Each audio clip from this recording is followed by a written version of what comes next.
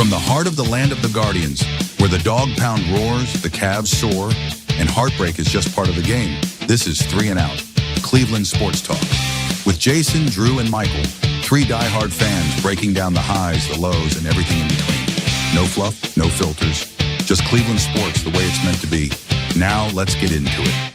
Here's your hosts, Michael, Jason, and Drew. Swung out and blasted! Deep to right! Goal! Back, getting chased, he got hit, knocked down! Cleveland! This is for you! Down goes Anderson! Down Good morning, good evening, good afternoon. We are 3 and Out. We are -1 tonight, but he's going to be joining us later in the show. Drew had the opportunity to go down and watch the Cavaliers versus the Pacers and gives us a in-depth breakdown of the Game 1 loss. Spoiler alert, they lost.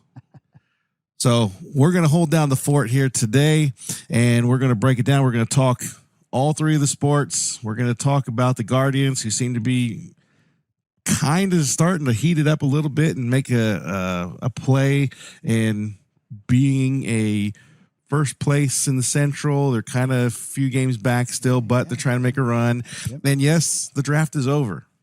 But guess what? The Browns are not. The Browns are still browning, so we've got stuff to talk about with the Browns. Always and to talk about. Obviously, like I said, Drew's going to come in. He's going to talk a little bit about the breakdown of the Cavs. We're going to give you our opinion on what we saw, what we think will help fix them, but it doesn't really matter what we think because they're going to do what they're going to do anyways. But yeah. I say all that to say, Jay, how the heck are you? I'm doing great, man. Yeah? Do anything fun? Do anything exciting since last show? Well, I did go see Shucked the musical up in Cleveland. So Shucked. What is that? That's what happens when you don't draft Tyler Shuck. You go and watch the musical. Yeah, that's exactly right. I was feeling a little, melancholy. So I am no longer melancholy. Who's melancholy? Good show. Who's that? Yeah, high draft pick. Right. So I thought we'd get started here. We'll talk some Guardians. Yeah. So, like I said, they've been kind of heating it up. They've been kind of going a little bit in the win column, but we're still seeing some not so promising thing in the pitching, but our bats are starting to come alive. Yes. We talked a little bit in the pre-show here where we were kind of breaking down what, we were seeing here, and right field still seems to have a humongous question mark in it. Second base doesn't really have, obviously, the future. I mean, our future is sitting down in the minors right now trying to bat over 250, and he's not doing bad. He's not sucking, but he's also not being like the number 1 overall pick right now yet either. But he's got plenty of time to figure all that out. But I mean, you've got to bat over 300 in the minors. I think in the Double-A, if you're the number 1 overall guy and that's like your thing, wasn't defense. Yeah, it's your bat. Yeah, you've got to be slamming. The expectations are that you're going to be. Yeah, it's got to be better, buddy. Yeah, 100%. I mean, the good news is, like you said, 5 out of the last 6 games are W's. That's always a good thing. Yep. Obviously tonight we're dealing with some rain delay, and you'll see the lightning here in the background. That's an awesome effect I added in. So no game tonight, but I guess it was postponed officially. So, but 5 of the last 6, and the bats are starting to come alive. I mean, we have obviously Stephen Kwan still batting in the 330s, and Angel Martinez. So you'd say left field's pretty locked up then. Yeah, I'd say left field is definitely locked up. Center field seems to be. We'll call it Kwan Field. Yeah, that's right. That's right. One of the other bright spots is second base with Arias, yep. Who's Gabriel's done a fantastic job. I think he's still batting in the 260s. Defensively looking like a stud. Yeah, I mean, there's definitely some bright spots. We're a game and a half back of Detroit right now, so and I don't know exactly how many games, but it's got to be close to 162. I was going to say 162 sounds about right. So we got plenty of games. Pitching, it seems like it'll work itself out. It's got to work itself out. You've got one of the best pitching coaches in baseball. They're going to figure out whatever it is that needs to be figured out. I don't know if it's mental games right now, if it's just knocking the rust loose, if it's just trying to find the keys components to put in the rotation, who should be in what spot of the rotation, if it's the bullpen that needs to really just kick it all together so that these pitchers, maybe even these starters are feeling like they've got the pressure right now to be more than what they need to be because we're not seeing the lights out performance from the bullpen. You don't know what you're going to get from the closer role from night to night. You don't even know who your closer is going to be half the time. So, they haven't made an official announcement on making that change or anything yet, but still, maybe that puts a little extra pressure on you knowing, boy, we got to be almost perfect if I want to walk out of here, with a win. Well, because the bullpen. I'm not going to do a deep dive into stats, but batting wise, we're maybe even a little less than middle of the road, as a team. But pitching, there are some very good stats. One of the troubling signs is, we're 29th in the league in quality starts. That's not good. So, because I don't think there's many teams below 20. I think there might be one. Wow. Yeah. That's not good. Guards got to do better there. We need quality starts, and but again, I think part of our, what we are as a team is that our starters aren't, they're not required to go deep. Right. And so maybe that's something to keep an eye on. I don't know. We'll see. Time will tell. Time will tell. 162 games to go. Right. And the weather's been really crappy lately, too. So, maybe that plays into it. Maybe once the sun starts shining on a consistent basis. Yeah. Have you ever tried to throw a ball in the cold? I have. In the rain? That's not fun. No. I go sit in lacrosse games right now, and it's terrible. Brutal. Every day that we play, it's raining, it's pouring, it's torrential downpours and thunderstorms everywhere. So maybe we just need some sunshine in our life. Early May in Ohio. That's what you get. Right. So, well, they say April showers bring May flowers. Well, maybe April showers bring terrible pitching. Yeah. Maybe May brings good pitching. Who knows? April showers have brought May showers is basically what we've got. Right. So, good times with the guards. Good times with the guards. Well, I'd like to shift our focus and talk about a more promising topic, even though what we're going to talk about is not going to be very promising right now. But I'd like to shift our focus and talk some Cavs here. Like I said, here in a few minutes here, I'm going to switch us over to Drew, where he's going to give us a breakdown of what he saw firsthand, the experience that he had at the actual stadium there, and just the personal experience of watching how gassed some of our players looked. Because, I know we could see it from TV land, but it's different when you're there and you can keep your eyes on somebody and watch them the whole time and just realize, like, this guy is doing way too much right now. And that's something, we kind of talked about that early on. Like, how are the rotations in the playoffs going to look once they started? Would they change from series to series? And they didn't really seem to change much, but it seems that I don't know what they're doing with Garland right now. I don't know if he's actually hurt or if they were just riding that. They played really good basketball in Miami those last two games without him. Yeah. One was a 50-point blowout. Yeah. So I don't know do you ride that hot hand going into the next series and say, let's just rest him as much as we can, and did that bite you in the butt?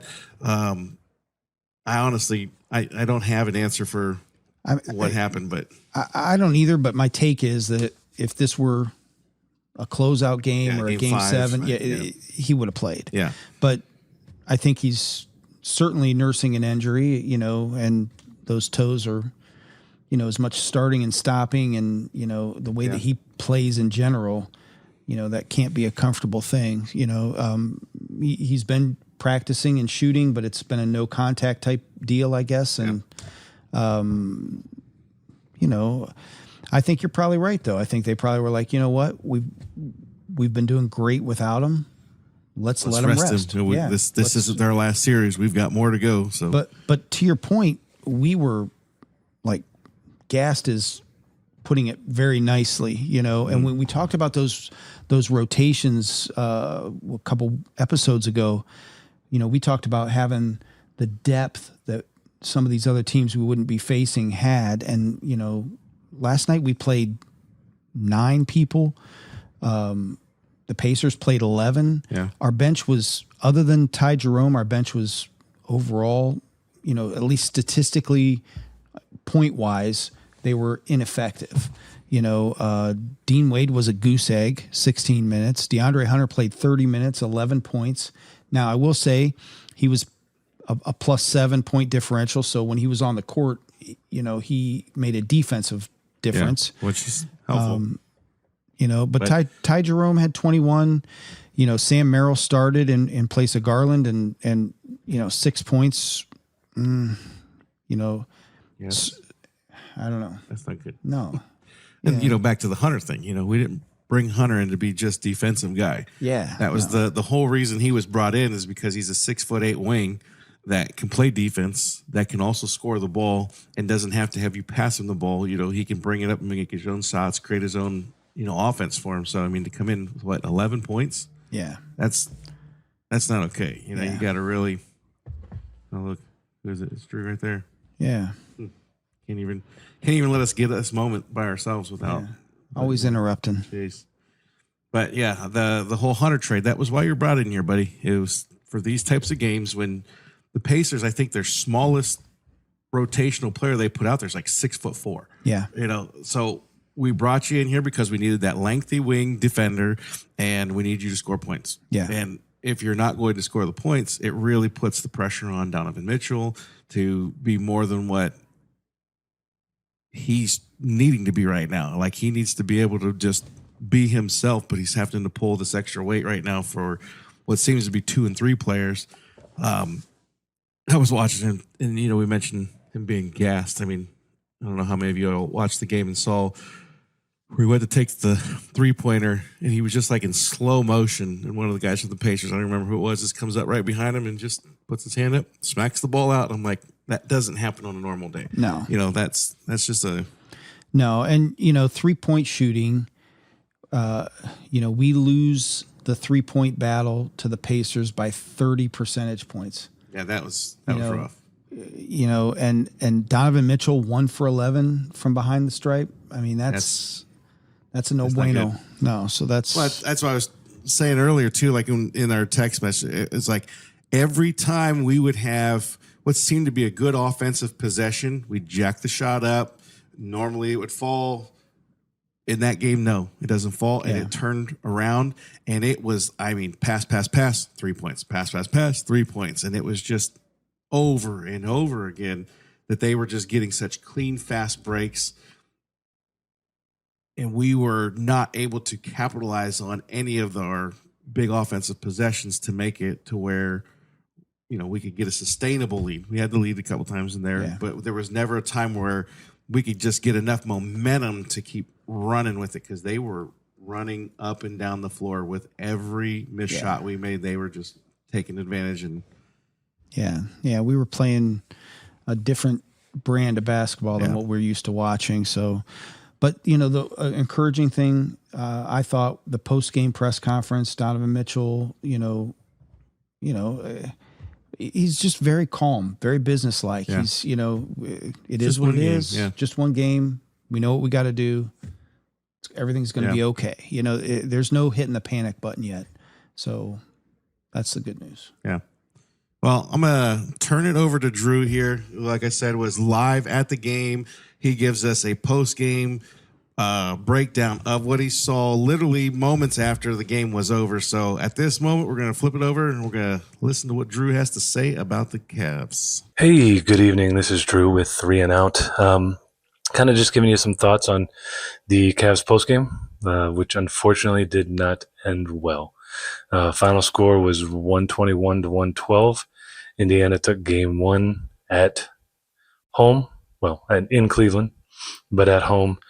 And just some thoughts. I won't be at the game at the podcast recording tomorrow, so I wanted to just give some quick thoughts tonight while it's fresh in my mind. Having been at the game, first of all, great atmosphere. Almost 20,000 people. They gave everybody T-shirts. They gave towels. You had wristbands that lit up. It was fantastic. Crowd was amazing. The crowd was into it. But unfortunately, the Cavs weren't quite as into it as the fans. And that's just the cold, hard truth of it. So overall, again, just some thoughts. Offensively, when they beat Miami in Game 4 by 40 or 55 points, the ball was moving, everybody was involved, guys were knocking down shots, penetrate, pitch, move the ball, swing it around.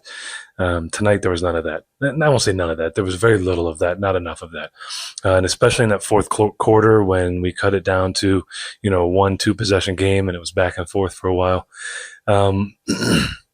It was Ty Jerome going 1-on-5, Donovan Mitchell going 1-on-5, very little ball movement, too many possessions of one pass, no passes, no kicks, no, maybe a ball screen, just very little offense late. And that was disappointing for a team who's kind of built an identity this year of, moving the ball, pushing the tempo.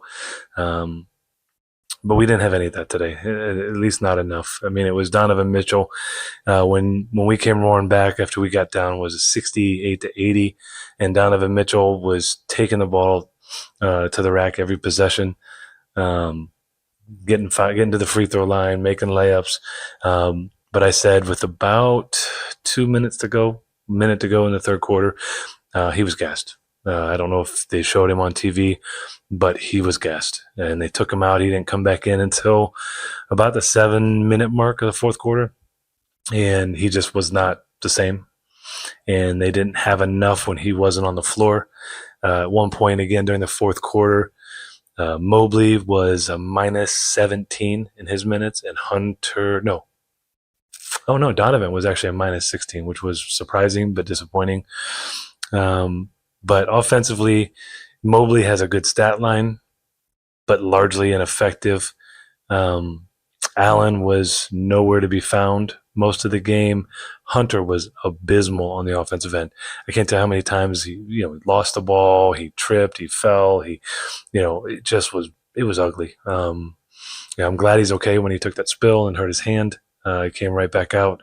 And got back on the floor, so that was good to see. But other than that, his play was bad. Defensively, overall, the biggest issue is we spent the entire game chasing the ball. They were doing what we should have done. They were moving the ball. They were sharing the ball, penetrate, and they would penetrate to one side and just kick it to the opposite corner or the opposite wing. And we were just chasing the ball and couldn't catch up to it. And it was constantly trying to fly at guys while they're already in the shooting motion. It was too late. And they ended up, I believe it was 19 for 36 from three. We were, at one point, I looked at 8 for 37. You're not going to win games that way.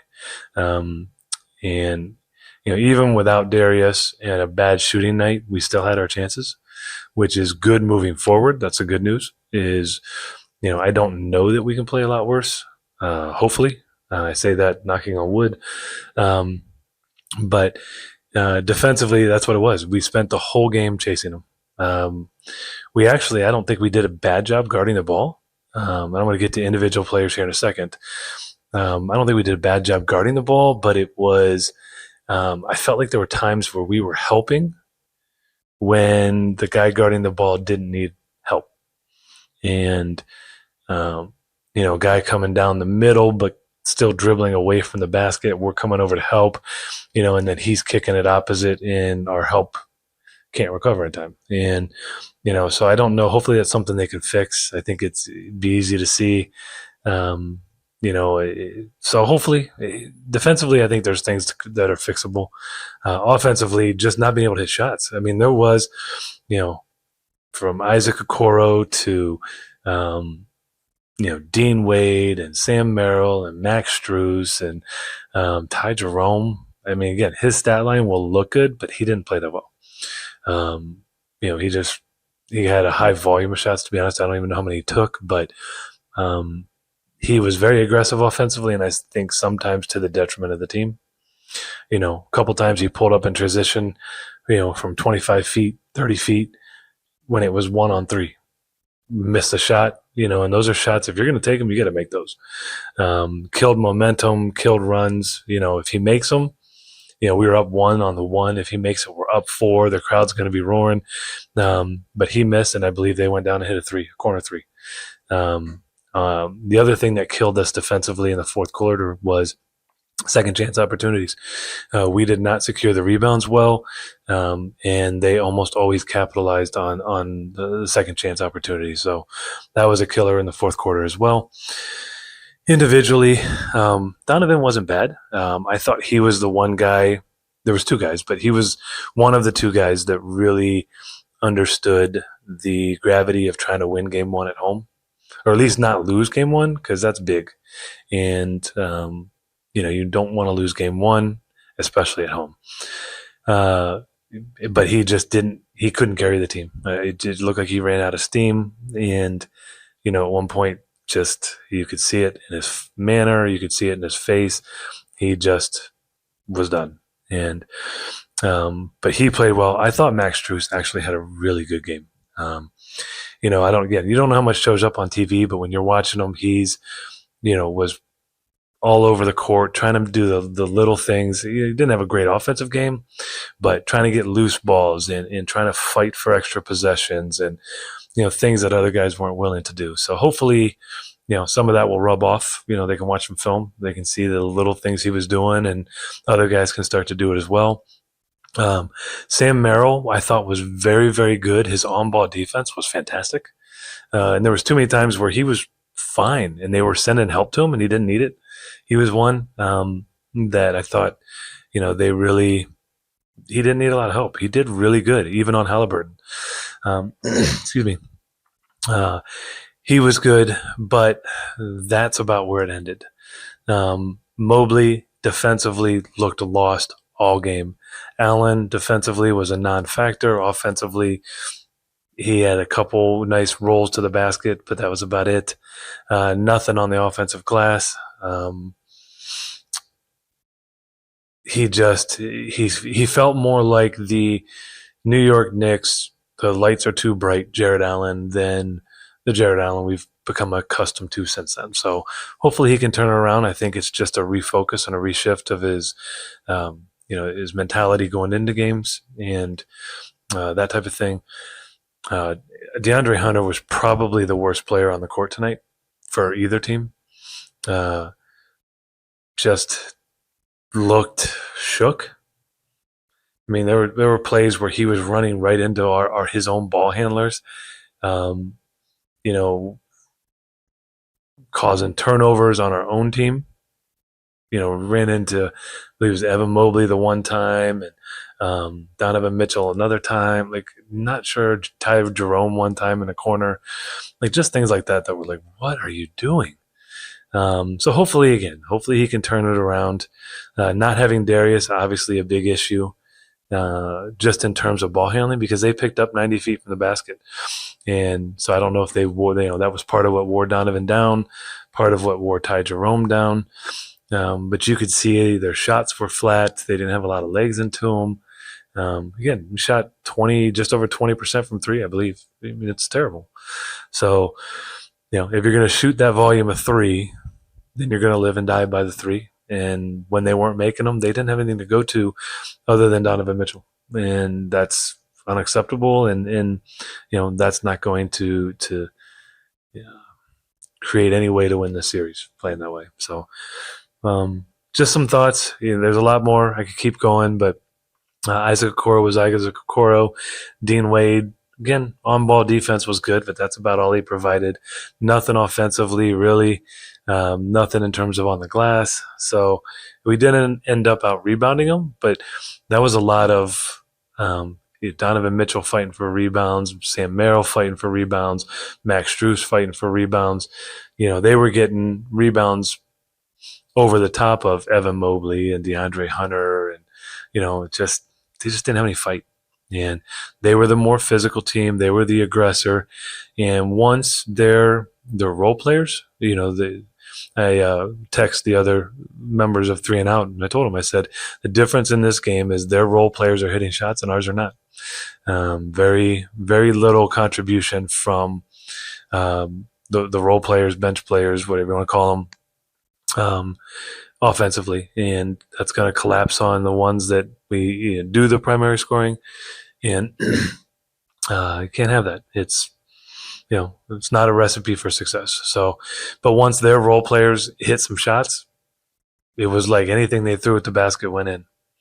And some tough shots, some shots at the end of the shot clock, contested shots, fadeaway shots. It was like, every time it was up, it was like the whole crowd was like, oh. So we've got to limit or find a way to break their rhythm early in games so they're not so comfortable, because they were definitely feeling themselves, as they should. So, unfortunately, it was not the result we wanted. I took my wife. It was her first time going to an NBA game. Great experience, great atmosphere, great entertainment during timeouts and halftime and all that. But unfortunately, when you don't walk away with a W, it leaves you with a little bit of a sour taste in your mouth. So all that to say, I went a lot longer than I planned. Hopefully some things that we can grab onto, things we can learn from for game 2 and get that win. But now we gotta win one in Indiana if we have any hope of winning the series. So on to game 2. This is Drew from 3 and Out. Sayonara. All right. As always, good stuff on the Cavs. In case you don't know, that's kind of Drew's area is He's basketball. He's definitely got a little bit of knowledge. I mean, he's like 6'3", 6'4". Yeah, I don't know. Something 5'11". You're 5'10", right? Sure. Right around there. With the right shoes. That's kind of Drew's cup of tea is basketball. Yeah. We'll let him have that one. Yeah. But I agree with just about everything. And it's okay to say that when he's not here. Yeah. That we agree with everything he said there. The whole luring us down into a quarter, kicking it out to an open guy, draining a three. I mean, just wearing us out. Just almost like they were studying us all along to know exactly how to beat us, and they come in and beat us. But there's still more basketball to play. There's still more games. Yes, of course, we want to keep home court advantage, but guess what? We only have to go into Indiana and win one in there, and we've got home court back. Yeah. Here's the crazier talk. We're just now looking at scores and updates, and the Knicks have taken the home court advantage over the Celtics. They have won game 1 on the road. So are people in Boston quitting? Are they giving up? Are they shutting down? Hit the panic. Yeah. No, it's a long, like I said, Darius Garland didn't play. That might have been a coach's decision to rest him, and that might have bit us in the butt. Yeah. Okay, we're still a good basketball team. We have a lot of shots we jacked up that were very close to going in. That guess what? On a normal night, they go in, we beat the Pacers by 20, 25 points. Yeah. Because the momentum shift, I mean, if you've ever been in the Rocket for a playoff game, if you've ever been in one just a close game where there's lots of shots dropping, it's insane. But you go in there for the playoffs, that momentum shift of draining some threes and getting a 10-point lead, unbelievable in there. Yeah. And you can't tell me if this team doesn't play off of momentum. No. And the fans and stuff. We shoot just a couple percentage points better than we did. Yep. We win this game. Yep. And we shot poorly. So yeah, we were down by a lot at one point. We closed the gap. We took the lead again, and at the end of the game, we had a shot to still win it. Yeah. So I'm not worried. Whatsoever. So I am excited. I don't even remember when the next game is. I think it's tomorrow night. Yeah, I think you're right. So maybe we'll break some more down with that. Have some fun with our Cavs. So yep, go Cavs. Anyways, I want to shift our attention here to, oh my goodness, the good old Brownies. So we don't have the draft anymore. It's over. We've had our picks come in. We've reflected on what we thought. We've had more time to sit back and think about it. I still am on board. There's still some gray areas in the whole draft that still bother me. I don't like that we didn't address the offensive tackle. I don't like that we didn't address wide receiver. I don't love that the only receiver we brought in was a friggin' head case. He's played for almost every AFC team or AFC North team now, and he's just a nut job in Deontay Johnson. And our favorite thing was when he was in Pittsburgh and Kenny Pickett was his quarterback, was how many times he could drop the ball, because there were so many times that he was wide open and a ball would be thrown right to him and land right in his hands and he would just drop it. I mean, just drop it. Yeah. And guess what? Now we get that. And I'm really excited about that.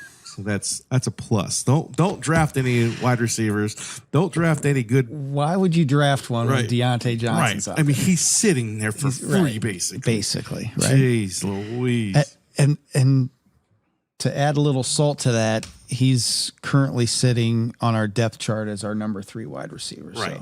So, Right. I mean, I have seen Amari Cooper's name tossed out there. I don't know where I'm even at with that. I mean, his last stint with us was sucky. He didn't look terrible in Buffalo, but he also didn't do anything really in Buffalo. I'd take him back on like just a project run for dirt cheap. veteran presence. Yeah. I mean, he did go with Flacco. They had some nice stuff. The Winston thing didn't work out. No, not Winston. Who was the other one that he was like dropping the ball almost like it was on purpose? Was that Watson? Last year there was like 4 or 5 ones that like were thrown to that hit him right in the hands that he just like dropped, and it was like, dude, that was no way that was legit Amari Cooper. That wasn't the real Amari Cooper. No, I feel like it was a statement. But yeah. So that was contract related, in my opinion. Right. That's what I was thinking too. Those are contract ops. Something was. I don't like Watson. Get him out of here, or I don't catch the ball. Yeah. Possibly. I don't know.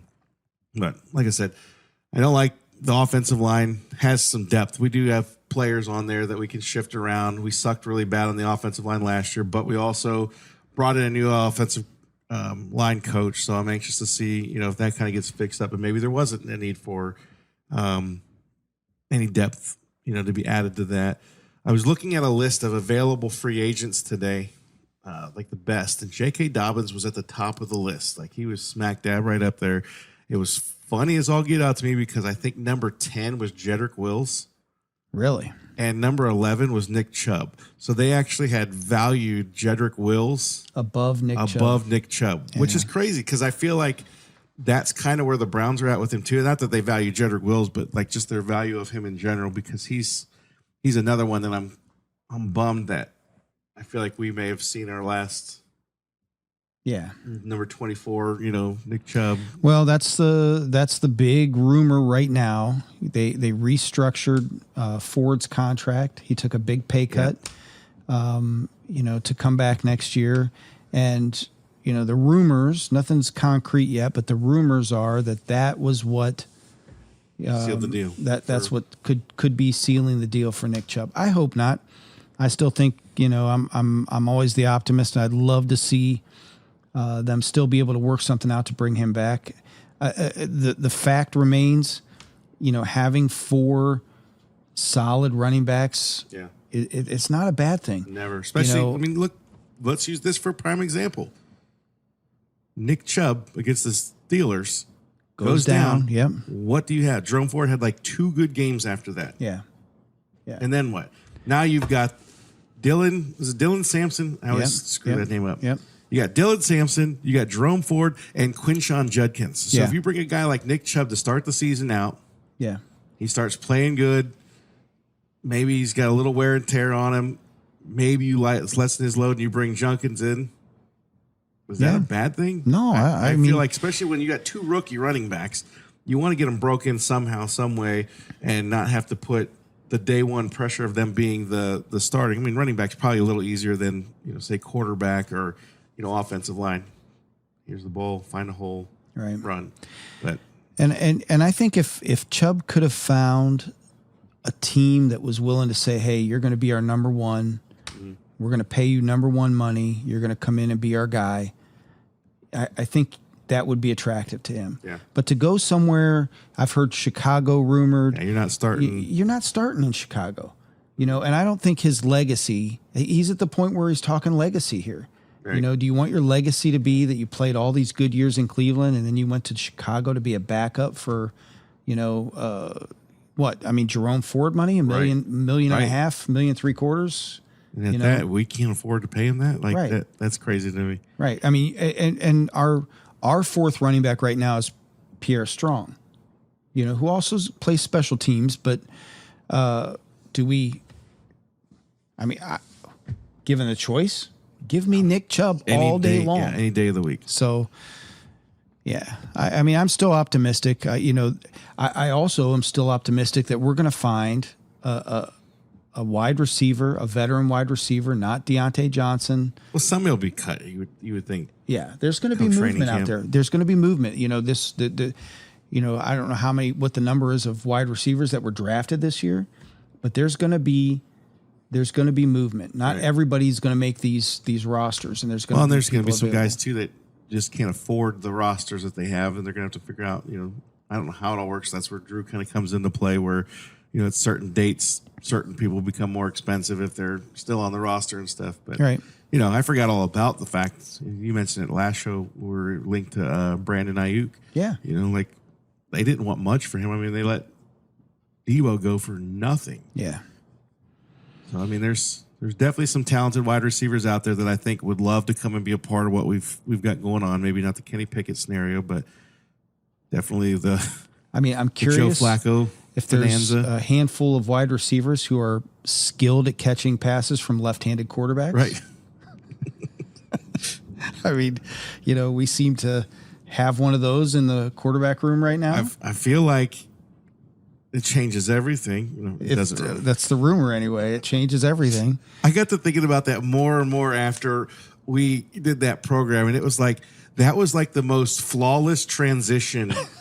It was almost like people were like, "Wait, Joe who? He played here? Yeah, literally like 4 games ago he played here, and then he's in Kansas City." And Steve Young is like putting this team together. Like they didn't go and revamp the whole offensive line. They didn't go and revamp. No. I do understand they did have, substantial talent. It was in the middle of the dynasty, right? Every player out there, but when I play Madden, it's weird and awkward for me to have a left-handed quarterback when I drop back to try to play, because the routes are different.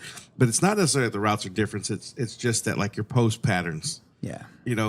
This receiver that was your number one guy with a right-handed quarterback, maybe on this side, he may now need to line up over here. Yeah. But he's running the same route, essentially.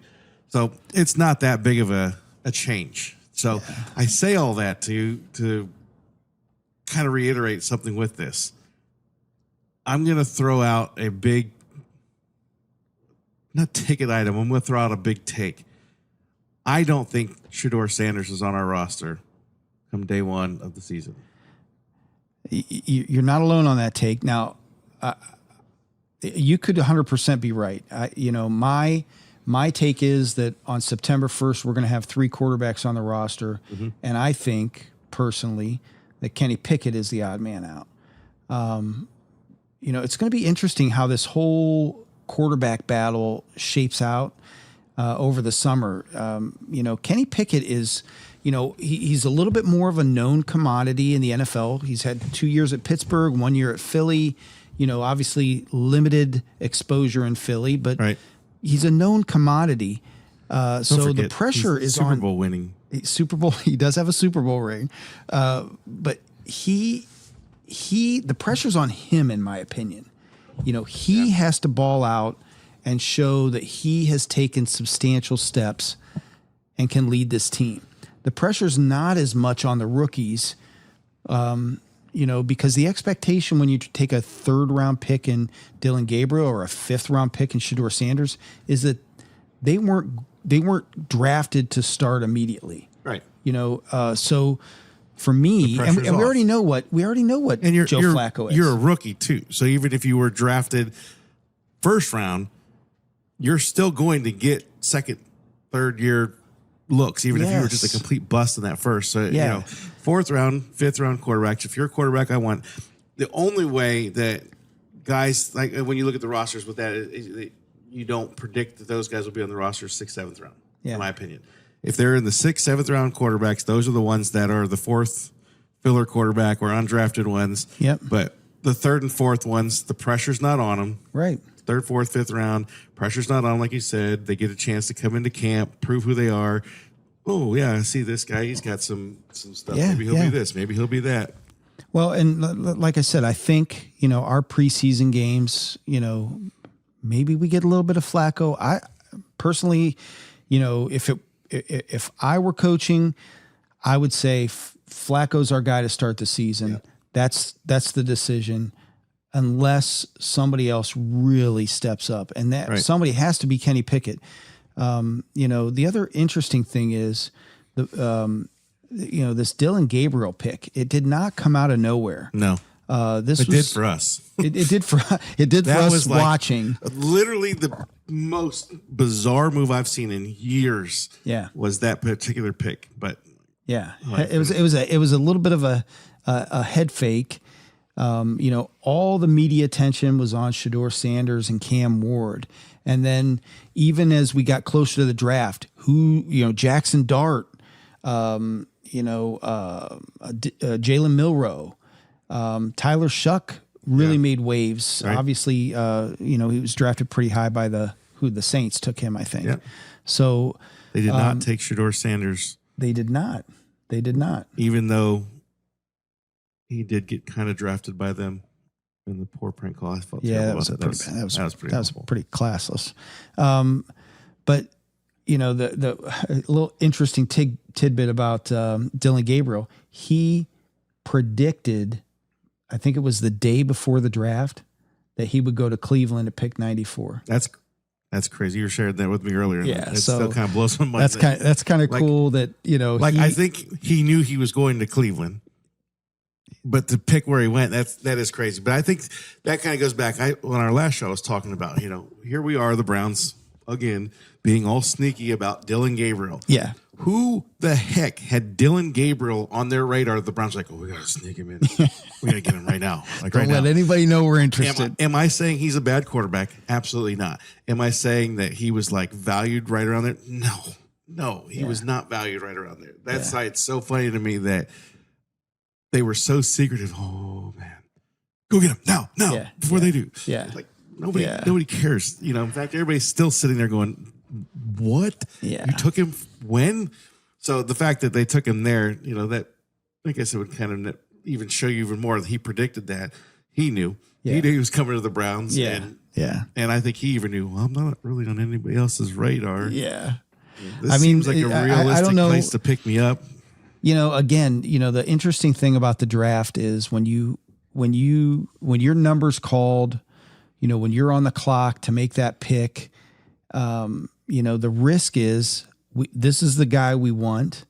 Is he going to be there? Right. At our next pick? And we learned that doing the mock drafts. Yes. How bad that sucks when the guy that you were you put your not fantasy, but your hypothetical, these are all the guys I want, and then you get to that pick. Yeah. You're okay, two of the guys I want are here.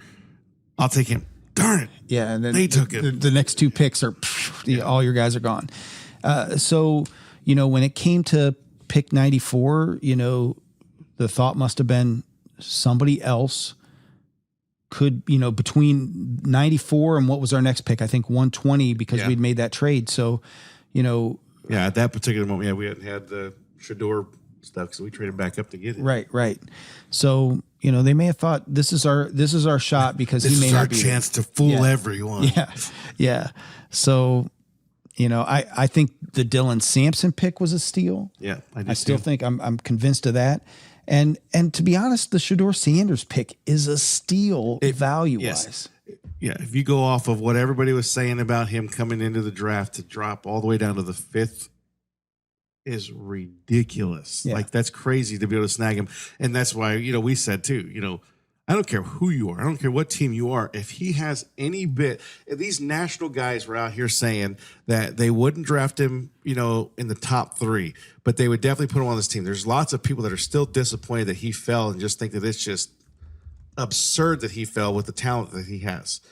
I don't get that, to be honest with you, but we'll see how that plays out. But to be able to snag him with the 5th, they're all saying you'd have been stupid not to take him in the 5th. Yeah. Well, let me ask you this. If you had a 5th round pick and you could take Shedeur Sanders or DTR, who do you take? That's a hard one because I already know how the end of the story is for DTR. It ends up with him in Philadelphia. Yeah, he was 100 with a quarterback has hands that aren't big enough to do anything. He was drafted in the 5th round, 140th pick in 2023. That's crazy too, because I feel like he had even higher track record. He played for an even higher school than Shedeur. He played North Carolina, something. I think it was UCLA. Was it UCLA? You might be right. I'm just saying, yeah, UCLA. He had a better shot at making it in the NFL, and he still ended up going from a team that needed a quarterback desperately, or still needs a quarterback desperately. Yeah. He ended up not being able to make it on the roster. Right. So that's kind of scary to think that, that guy could be terrible too. I mean, here's the thing with Shedeur, there's no risk. Right. That's what I was just gonna say. There's this. It is what it is. He doesn't work out. He doesn't make the team. He doesn't make the team. But if he does, Barry and Stefanski are going to look like geniuses if this kid, the big question is, can he come into camp? Can Shedeur Sanders come into camp, absorb everything the NFL, the playbook, the schemes, the language, the professionalism, you got to remember, we're not talking about you get the playbook. Okay. You come in here, you learn the schemes, you learn the language, you learn all the offense. Can you learn how to make people respect you? Yeah. Because you're coming in with your back up against the wall because you've got a reputation already coming in. And now you're supposed to come in here and try, if it all works out the way that it's supposed to work out for Shedeur in the Sanders camp, and he becomes the starter, you're the leader of this franchise. You're the face of this franchise. Can you make this squad want to play hard for you? Yeah. That's going to be very telling over the next couple months, to see, because maturity wise. Yeah. Yeah. Well, that's what I say, it's going to be so, camp is always a fun, we're all, hoping nobody gets hurt. This would be the year to have Hard Knocks. Yes. Right now. Yeah. Right. It's going to be fun to see how this whole thing shakes out. It's going to be a heated competition. I think everybody realizes that somebody's going to be the odd man out. Mm-hmm. I personally struggled to think, I think the intention was to draft Dillon Gabriel.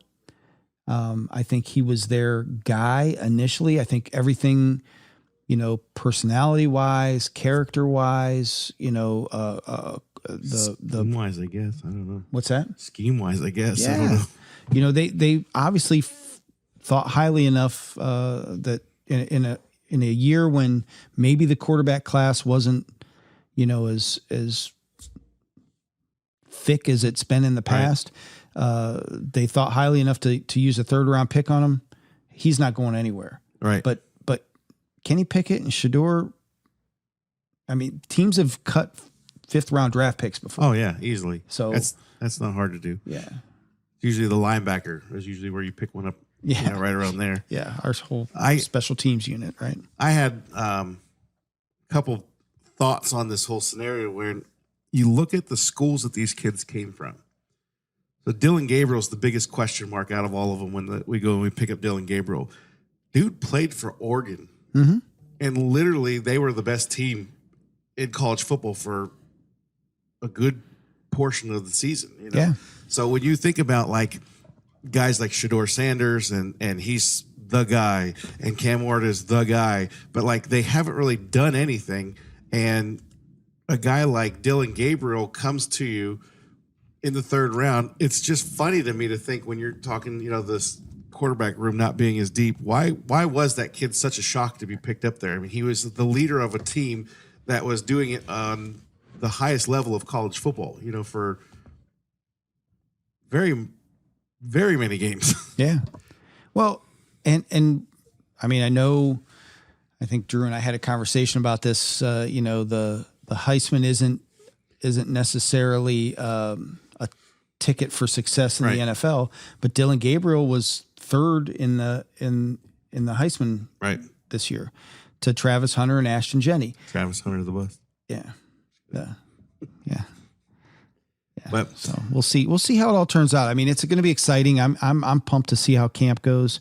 I still think, we're going to see some roster shakeups here as things go. There's always a guy that you don't expect to get cut. Yep. Yeah. And I think we could be the beneficiary. I think maybe that's what they're banking on. We're going to be the beneficiary of one of these teams that is stacked with wide receivers, that drafted one, and they're not going to cut their fresh 3rd round draft pick, but a guy that they drafted a couple years ago that really hasn't showed out. Yeah, might be there for us. Yeah. So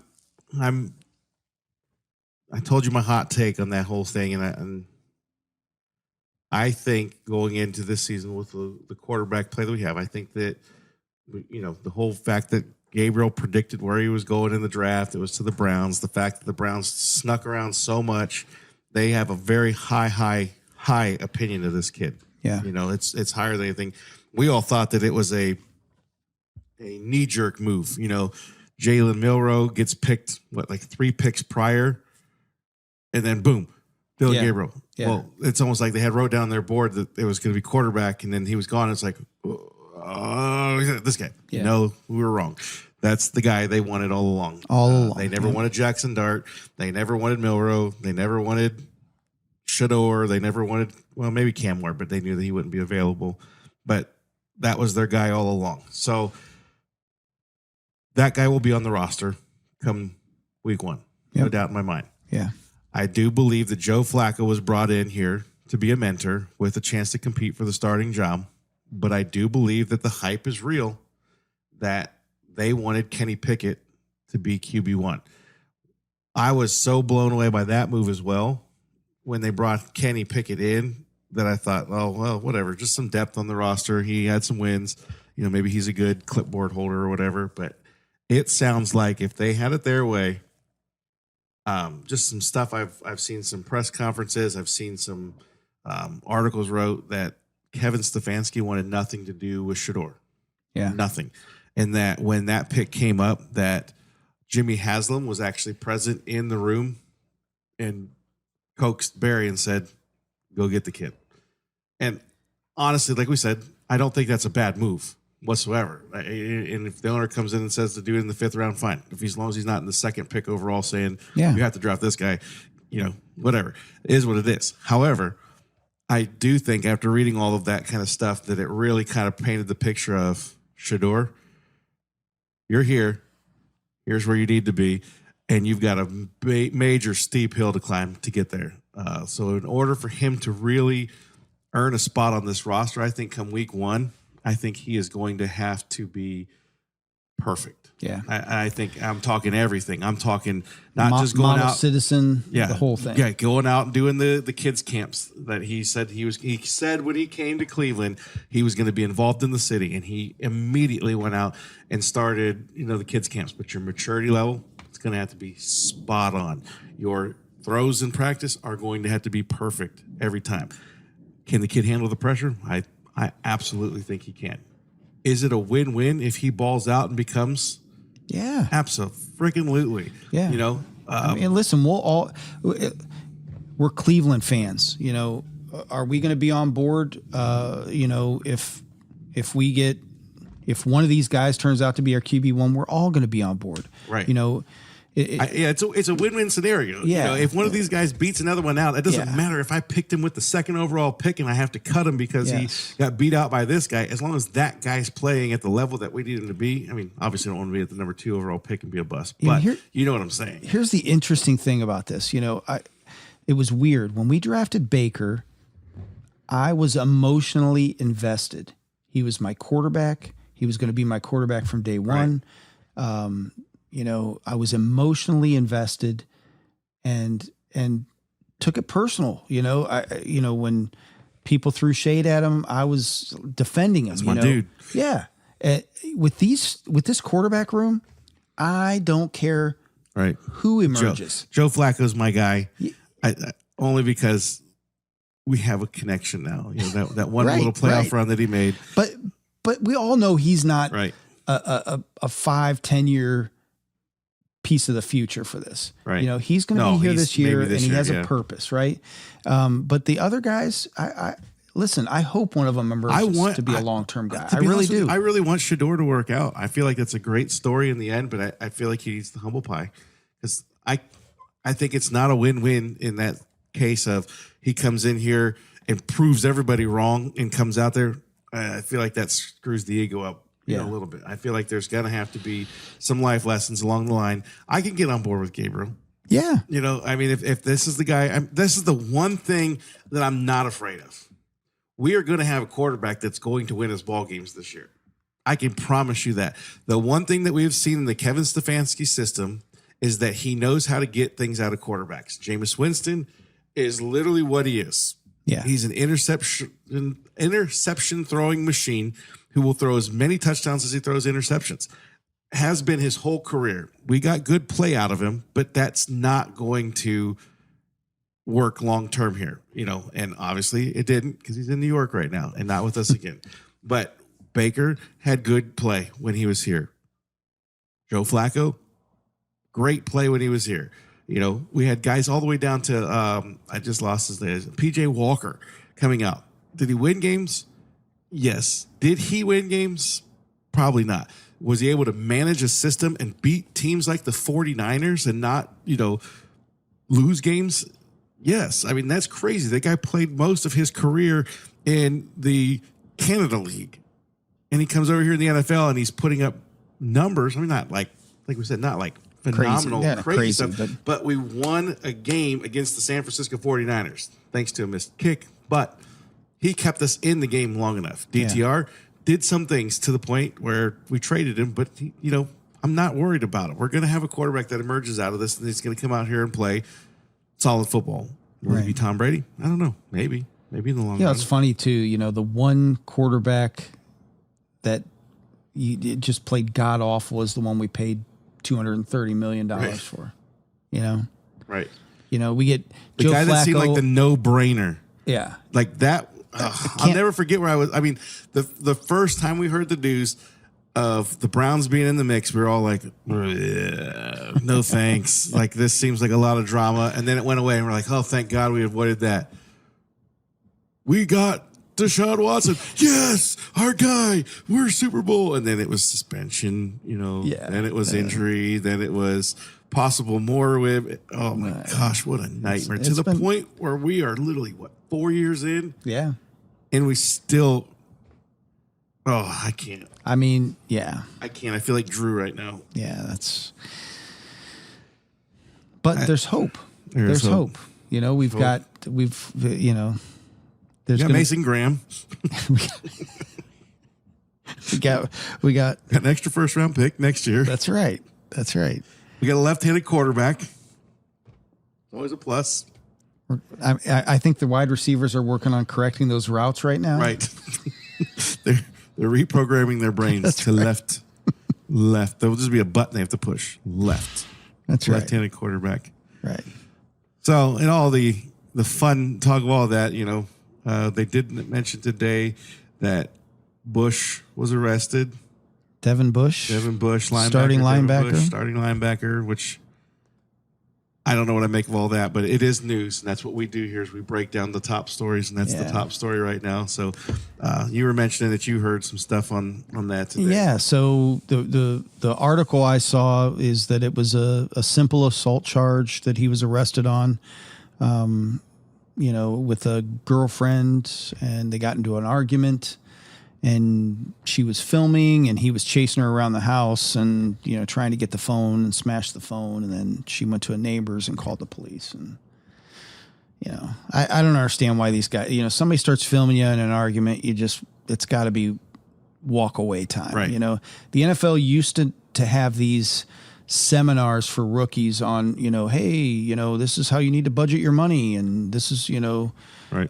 They need to have one on, when the camera comes out, stop, drop, and roll. Just get the hell out of there. I don't understand why you stick around. Like, what good comes from, you trying to prove your point with a camera in your face? You know who would have not done well in this era? O.J. Simpson. No. I feel like that story would have had a whole completely different twist if there was cameras involved. Yeah. Yeah, if she would have had a Ring camera. Right, something. Knock, knock. Boy, Who's there? Record. Yeah. Not me. Not me. That's not me. The gloves don't fit, but that's It's not A. Yeah. Sure Somebody as else heck is, buddy. Yeah. Yeah, that would have been rough. I wonder that sometimes about myself though too. Like some of the stupid things that we did when I was younger. If they had the cameras out that they had now, I might have a record. No, there's no question. Like there were some questionable fun things that we did that we thought were funny as teenagers that wouldn't be funny these days. And if anybody's watching and has stories of stuff that we did when we were younger, right, let's keep that to yourself. right. We don't need this to go in public, right? No, only so far. Yeah. OJ Yeah. ruined it for us all. That's right. Thanks, OJ. But, yeah, so the linebacker thing, we'll come. I feel like the NFL is very strict. Anytime it involves a male and a female of any type of disturbance or any, these are some big, strong athletes that we're talking about. So they're going to favor the women no matter what.